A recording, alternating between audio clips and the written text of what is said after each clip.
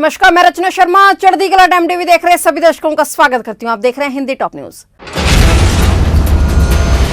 प्रधानमंत्री नरेंद्र मोदी और अमेरिकी राष्ट्रपति जो बाइडेन के बीच शुक्रवार को वॉशिंगटन में होने जा रही द्विपक्षीय वार्ता में अफगानिस्तान के घटनाक्रम के अलावा अन्य मुद्दों पर भी चर्चा होगी। बाइडेन के अमेरिकी राष्ट्रपति बनने के बाद दोनों नेता पहली बार एक दूसरे के आमने सामने बैठकर वार्ता करेंगे। उन्होंने 22 से 25 सितंबर तक प्रधानमंत्री मोदी के आधिकारिक दौरे का ब्यौरा साझा करते हुए कहा है कि पीएम मोदी आज बुधवार को अमेरिका के लिए रवाना हो चुके हैं और 26 सितंबर को भारत लौटेंगे। राष्ट्रपति बाइडेन के साथ द्विपक्षीय वार्ता करने के अलावा प्रधानमंत्री 24 सितंबर को क्वाड नेताओं की एक बैठक में शरीक होंगे और अगले दिन न्यूयॉर्क में संयुक्त राष्ट्र महासभा की उच्च स्तरीय आम बहस को संबोधित करेंगे।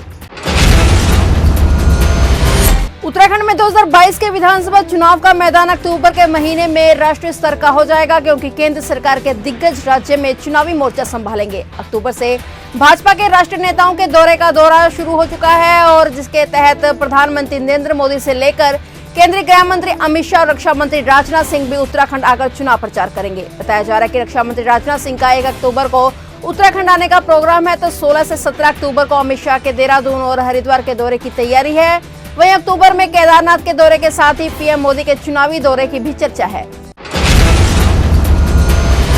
पंजाब के मुख्यमंत्री चरणजीत सिंह चन्नी, कांग्रेस प्रधान नवजोत सिंह सिद्धू और दोनों उप मुख्यमंत्रियों सुखजिंदर सिंह रंधावा और ओम प्रकाश सोनी सचखंड श्री दरबार साहिब में अमृत समय पर होने वाली पालकी साहिब की सेवा में शामिल हुए। इसके लिए मुख्यमंत्री चन्नी देर रात अमृतसर पहुंचे हुए थे, जहां वे श्री दरबार साहिब में नतमस्तक हुए। बता दें कि मुख्यमंत्री चरणजीत सिंह चन्नी आज सुबह श्री राम तीर्थ, जलियांवाला बाग और श्री दुर्गाना मंदिर में नतमस्तक हुए।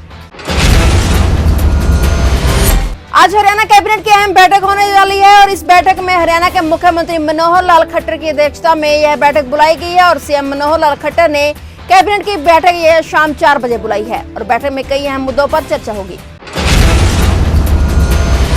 ऑस्ट्रेलिया में आज बुधवार सुबह 9 बजे दक्षिण पूर्वी शहर मेलबर्न एक दुर्लभ भूकंप से हिल गया है। रिक्टर पैमाने पर इसकी तीव्रता 5.9 मापी गई है। भूकंप इतना भयानक था कि कई इमारतें हिल गई और दीवारें ढहने लगी थी। दुर्लभ भूकंप इसलिए क्योंकि मेलबर्न शहर में ना के बराबर भूकंप आते हैं। लोग दहशत में शहर की सड़कों पर भागने लगे। इससे झटके सैकड़ों किलोमीटर तक महसूस किए गए। अखिल भारतीय अखाड़ा परिषद के अध्यक्ष महंत नरेंद्र गिरी की आज बुधवार को अंतिम विदाई की गई। उनके अंतिम यात्रा में शामिल होने के लिए देश के कोने कोने से साधु संत प्रयागराज पहुंचे। महंत नरेंद्र गिरी के पार्थिव शरीर को फूलों से सजाया गया। संत परंपरा के मुताबिक महंत नरेंद्र गिरी को अंतिम विदाई दी गई। इस मौके पर अखिल भारतीय अखाड़ा परिषद के महामंत्री और जूना अखाड़ा के संरक्षक महंत हरिगिरी भी मौजूद रहे। इसके साथ एक दूसरे के साथ और अखाड़ों के महंत और श्री महंत भी बड़ी संख्या में अंतिम विदाई देने पहुंचे। जल्दी अब ग्रेटर नोएडा वेस्ट में रहने वालों को ई रिक्शा से छुटकारा मिल जाएगा। ग्रेनो वेस्ट को मेट्रो ट्रेन की सौगात देने की तैयारी तेज हो गई है। दिसंबर से मेट्रो ट्रेन का काम शुरू हो जाएगा। मेट्रो ट्रेन शुरू होने से ग्रेनो वेस्ट भी दिल्ली एनसीआर से जुड़ जाएगा। अभी तक इस रूट पर पब्लिक ट्रांसपोर्ट की सुविधा नहीं है। यूपी के सीएम योगी आदित्यनाथ इसकी आधारशिला रख सकते हैं। पहले फेज में 5 मेट्रो रेल स्टेशन बनाए जाएंगे। मेट्रो ट्रेन का यह काम पहले दिवाली से शुरू होना था, लेकिन कोरोना लॉकडाउन के चलते यह योजना लेट होती चलेगी और यह रूल पूरी तरह से एलिवेटेड की तरफ जाएगा।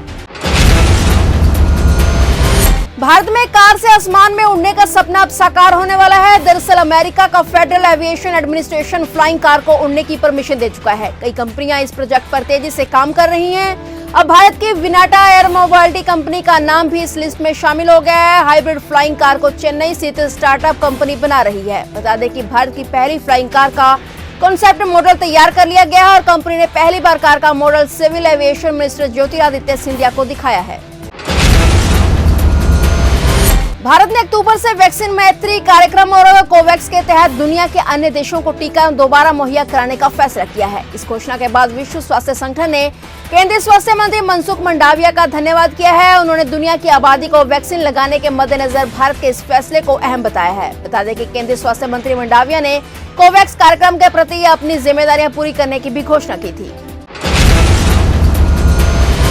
देश में कोरोना के नए मामलों में उतार चढ़ाव का क्रम जारी है। देश में बीते 24 घंटे में 26,964 नए मामले पाए गए और इस समय अवधि में 383 लोग कोविड से जंग हार गए। देश में फिलहाल 3,01,999 एक्टिव केस हैं, जबकि अब तक 3,27,83,741 लोग डिस्चार्ज हो चुके हैं। वहीं 4,45,768 लोगों की मौत हो चुकी है।